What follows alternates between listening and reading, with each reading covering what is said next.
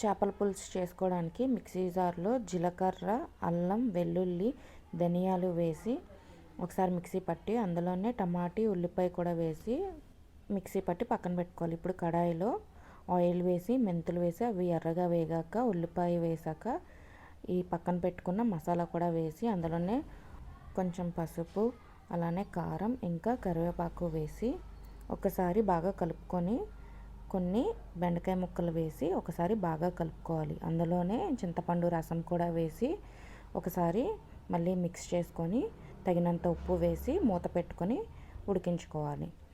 ఇప్పుడు ఇందులో చేప ముక్కలు వేసి ఒక 10 నిమిషాలు ఉడికించుకున్నాక అందులోనే 4 నుంచి 5 మిరపకాయలు కూడా చీల్చుకొని వేసి ఒకసారి బాగా కలుపుకొని కొత్తిమీర కూడా వేసుకొని 2 నిమిషాల నుంచి 5 నిమిషాల వరకు ఉడికించుకున్నాక మనకి చేపల పులుసు అయితే రెడీ అయిపోతుందండి.